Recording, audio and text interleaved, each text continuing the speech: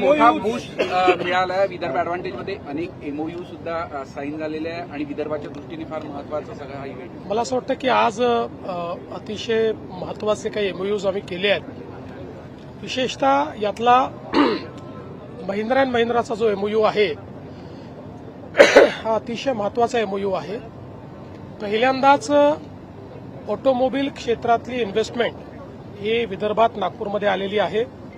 Mahindra and Mahindra ही अतिशय आधुनिक next gen अशा प्रकारचं जे त्यांची कार आहे एसयूव्ही आहे तिची फॅक्टरी इथे टाकते. ही इंटिग्रेटेड फॅक्टरी असेल ज्यातनं EV cars, next gen cars आणि त्यासोबत ट्रॅक्टर्स अशा दोन्ही गोष्टी असतील. ही इंटिग्रेटेड पद्धतीची महिंद्राची सगळ्यात मोठी फॅक्टरी असेल आणि यासोबतच छत्रपती संभाजीनगर आणि नाशिकमध्ये देखील ते इन्व्हेस्टमेंट करतायत. त्याचं अनाउन्समेंट त्यांनी केलं आहे. जवळपास 15,000 कोटीची इन्व्हेस्टमेंट आहे आणि 1600 एकर जागा आम्ही त्यांना देतो. यामुळे मोठ्या प्रमाणात एम्प्लॉयमेंट तयार होणार आहे. तसंच या ठिकाणी स्मेल्टिंगच्या क्षेत्रामध्ये चांगली इन्व्हेस्टमेंट झाली आहे. ईव्ही ऑटोच्या क्षेत्रात इन्व्हेस्टमेंट झाली आहे. मोठ्या प्रमाणात गुंतवणूक ही आज या कार्यक्रमाच्या माध्यमातून नागपूर आणि विदर्भात आलेली आहे. रोजगार निर्मितीसाठी किती मोठा फायदा आहे महिंद्राचा विचार केला तर जवळपास 10,000 लोकांना रोजगार मिळेल.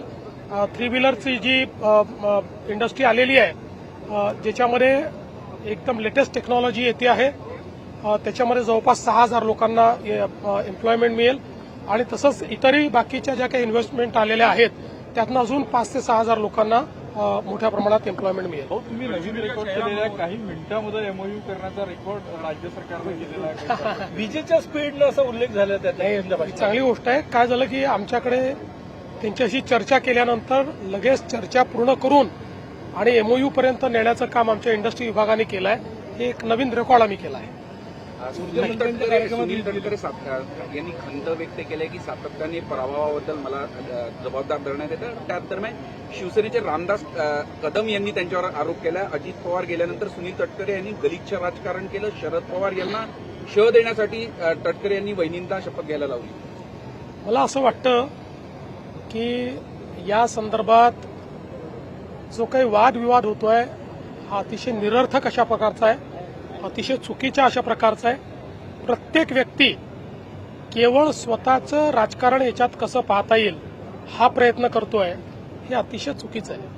बघा शेवटी राज्याचे उपमुख्यमंत्री, राज्यातले एक अतिशय प्रसिद्ध व्यक्तिमत्व असलेले एक मोठे नेते अजितदादा पवारांच्या रूपाने दुर्दैवाने आपल्यातनं निघून गेले.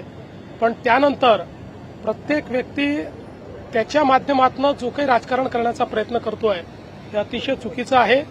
अशा प्रकारचं खालचं राजकारण बंद झालं पाहिजे. CEN न्यूज देश प्रदेश की ताजा तरीन खबरों के लिए CEN न्यूज को सब्सक्राइब करें और रहें पल पल की खबर से हर पल बाखबर.